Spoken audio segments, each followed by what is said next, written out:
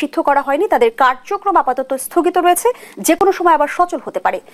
প্রধান উপদেষ্টার এই বক্তব্যের মধ্য দিয়ে কিন্তু ইতিমধ্যে বিচার বিশ্লেষণ শুরু হয়ে গিয়েছে। সেই সচল কি নির্বাচনের আগে হবে কিনা সে প্রশ্নও কিন্তু রাজনৈতিক অঙ্গনে ঘুরছে। আপনি বিষয়টিকে কিভাবে দেখছেন? আমি আমার কাছে বিষয়টা খুব আশ্চর্যজনক মনে হয়। আমি সবসময় মনে করেছি যে ডক্টর মোহাম্মদ ইউনূস একজন মেধাবী মানুষ, কৌশলী মানুষ। সারা দুনিয়ার বড় বড় যারা রাজনীতিবিদ রয়েছেন তাদের সকলের সঙ্গে তিনি দীর্ঘদিন ধরে চালচলন করছেন। ফলে আমরা সবাই তাকে যতটা সহজ সরল মনে করি বা রাজনীতি বুঝেন না এরকম মনে করি।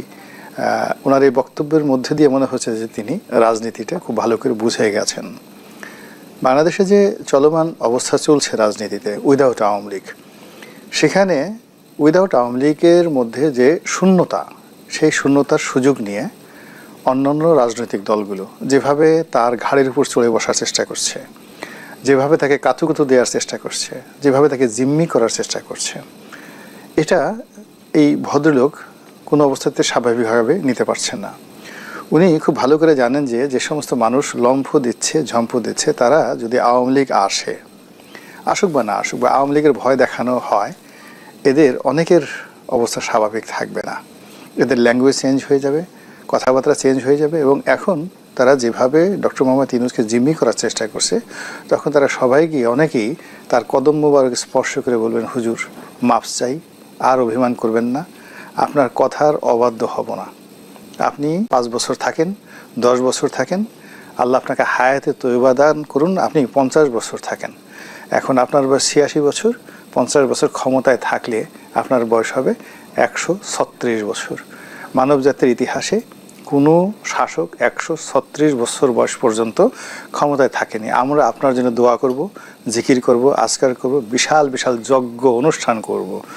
এবং যেভাবে ভারতের লোকজন আপনাকে বেইজ্জতি করছে, আপনাকে অসুর বানানোর চেষ্টা করছে দুর্গাপূজাতে, আমরা তার উল্টা বানাবো। আপনার জন্য আমরা সবাই বড় বড় মিলাদ করব, মাহফিল করব, কিয়াম করব, তসবিহ করব, তাহলিল করব, জিকির করব, হু হা করব, যাতে আপনার হায়াতে তয়বা বেড়ে যায় এবং আপনি আরও 50 বছর আমাদের মধ্যে থাকবেন।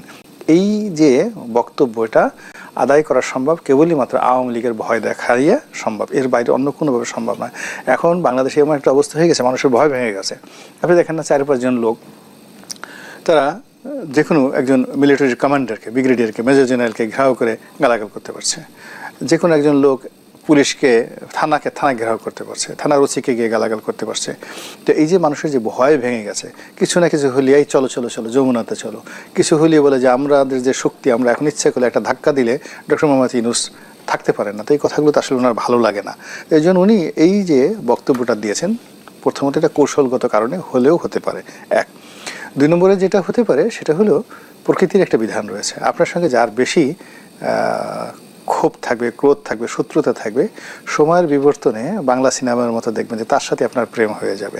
দেখেন না, নায়িকার সাথে নায়কের খুব ধাক্কা লাগে, তারপর নায়িকা খুব গালাগালি করে, নায়কও খুব গালাগালি করে, এরপর একে অপর সাথে তেড়ে আসে যে মেরে ফেলবো, খেয়ে ফেলবো, এরপর হঠাৎ করে তাদের মধ্যে কী করে যেন প্রেম হয়ে যায়, প্রেমের পরে হঠাৎ গানের পরে বিয়ে থা, সব কিছু হয়ে যায়। তো এরকম রাজনীতিতে একই অবস্থা। রাজনীতিতেও দেখবেন যে যে সমস্ত মানুষের সঙ্গে যাদের সবচেয়ে বেশি শত্রুতা থাকে, এরকম আমি 71 থেকে এই পর্যন্ত বলতে পারি, সবচেয়ে একটা সময় বঙ্গবন্ধুর সেই চামড়া দিয়ে ডুগডুগি বাজাতে চেয়েছেন মতিয়ার চৌধুরী, অথচ সময়ের প্রয়োজনে সেই মতিয়ার চৌধুরী আওয়ামী লীগের সবচেয়ে বিপদের সময় আওয়ামী লীগের অংশগ্রহণ করেছেন।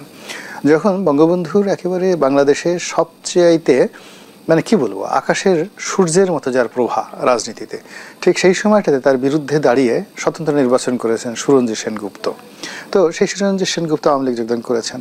হাসানুল হক ইনু, রাশেদ খান মেনন, মানে মেনন সাহেব এবং ইনু সাহেব, আপনি 70-এর দশক 60-এর দশক ছাড়া বুঝতে পারবেন না যে এই মানুষগুলো বাংলাদেশের প্রেক্ষাপটে কত বড় নেতা ছিলেন, পাহাড়ের মতো নেতা। এবং তাদের রাজনীতি ছিল বঙ্গবন্ধু বিরোধী রাজনীতি, আওয়ামী লীগ বিরোধী রাজনীতি। সেই মানুষগুলো দেখেন আওয়ামী লীগের কথা মতো, শেখ হাসিনার কথা মতো তারা হজ করে আসছে, উমরা করে আসছে। এই হলো অবস্থা। তো রাজনীতিতে শেষ বলে কোনো কথা নাই। তো সেই দিক থেকে যেহেতু ডক্টর মোহাম্মদ ইউনূসের দ্বারা শেখ হাসিনা ক্ষমতাচ্যুত হয়েছেন, ফলে আবার তার দ্বারা তিনি যে ক্ষমতায় বসবেন না এটা বলা যায় না, এবং এটাই হলো প্রকৃতির বিধান। এই জিনিসটা এমন হতে পারে। আর সর্বশেষ যেটা হলো যে ডক্টর মোহাম্মদ ইউনূস যদি দীর্ঘমেয়াদে ক্ষমতায় থাকতে চান, 5 বছর থাকতে চান, 10 বছর থাকতে চান, বা 50 বছর থাকতে চান, তাহলে এই রাজনীতির ময়দানে এখানে যত বেশি সহিংসতা থাকবে, যত বেশি প্রতিযোগিতা থাকবে, যত বেশি একে অপরের সঙ্গে প্রতিযোগিতা থাকবে, থাকার পরে সব মানুষ তাকে সালিশ হিসেবে মানবে। এখন বাংলাদেশে যে অবস্থায় হোক না কেন, ধরুন শেখ হাসিনা এলেন না, শেখ পরিবারও এলো না, কেবলমাত্র আওয়ামী লীগকে রাজনীতি করার অনুমোদন দেওয়া হলো এবং আওয়ামী লীগ অফিস খুলে দেওয়া হলো এবং পুলিশ প্রশাসন নিউট্রাল করে দেওয়া হলো যে ঠিক আছে, পুলিশ সেনাবাহিনী ওখানে যাবে না, গুলিস্তানে পুলিশ সেনাবাহিনী যাবে না, আওয়ামী লীগের লোক মানে ওখানে বসে মিছিল মিটিং করতে পারবে। আপনি একটু এই টেবিলে বসে আজকের দিনের বাস্তবতা চিন্তা করেন তো, যে এই তোরা রাজুতে আয়, এই পার্টি এখন এই তোরা বঙ্গবন্ধু অভিনেতা, এটা কি সম্ভব? কিংবা বিএনপির লোকই পল্টন থেকে দলে দলে গিয়ে ওখানে গিয়ে আওয়ামী লীগের অফিসে ওই আওয়ামী লীগের নেতাকর্মীদের ফিরানোর জন্য যাবে? আমার কাছে মনে হচ্ছে না। ফলে এই আমি যে জিনিসটা বুঝি, আমাদের সাথে অনেক অনেক বুদ্ধিমান বিশ্বনন্দিত একজন নোবেল লরিয়েট, তিনি তো এই বিষয়গুলো খুব ভালো করে বুঝেন। ফলে মানে সবাই তো উনি কথাবার্তা বললেন, তো এই কথাবার্তা বলার পর এই কথাই আমার কাছে ব্যাখ্যা মনে হলো। এরপরে কিন্তু আওয়ামী লীগের নিষেধাজ্ঞা তুলতে আন্তর্জাতিক অঙ্গন থেকে কোনো চাপ আছে কি? না, এটা আন্তর্জাতিক অঙ্গন থেকে উনি তো চাপে কখনোই নত হবেন না ডক্টর মোহাম্মদ ইউনূস। বিকজ যারা চাপ দেয় তারা তো সব ওনার এক পক্ষ ডান পকেটে আর এক পক্ষ বাম পকেটে। আপনি চিন্তা করেন, উনি জাতিসংঘের মহাসচিব বাংলাদেশকে নিয়ে আসছেন, এনে তাকে পাঞ্জাবি পরিয়ে ছেড়েছেন, পাঞ্জাবি পরে রোজার মাসে তিনি তাকে সেখানে নিয়ে গেছেন। আবার দেখেন এই যে জাতিসংঘের অধিবেশনে গেছেন এবং মানে ওনার সঙ্গে জাতিসংঘের মহাসচিব হ্যান্ডশেক করতে গিয়ে যেভাবে হাসি দিয়েছেন, মনে হলো যে ওনার চোখে মুখে পূর্ণিমার হাসি। এবং দুই বন্ধু মানে দুইজনের সাথে মনে হয় যেন একেবারে হংসমিথুন। তো এই যে ওনাকে চাপ দেবে কে? দেয়ার ইজ নো বডি, তাকে চাপ দেওয়ার মতো কিছু নাই। তার যেটা সমস্যা নরেন্দ্র মোদীর সাথে, ভারতের সাথে, শুধু শেখ হাসিনার জন্য সমস্যা। আদারওয়াইজ তিনি যদি এখন বাংলাদেশে বলেন যে শাহবাজ শরীফ বা পাকিস্তানের প্রধান সেনাপতি এখন আমার সঙ্গে সকালবেলা মানে আমি নাস্তা করবো এদের সঙ্গে, তারা চলে আসবে বাংলাদেশে। তিনি যদি এখন বলেন যে আমি আফগানিস্তানের এখন যারা ক্ষমতাধর লোকজন আছে আমি তাদের সাথে বসে চা খেতে চাই, তারা চলে আসবে না এখন। তো ওনাকে আমরা যত মনে করছি, আসলে ঘটনা তো তা না। উনি ওনার মতো চলছেন, উনি ওনার মতো 104 জন নিয়ে সেখানে গেছেন, মেয়েকে নিয়ে গেছেন, দুটো মেয়েকে নিয়ে গেছেন। উনি অসম্ভবকে মানে সম্ভব করা একজন মানুষ।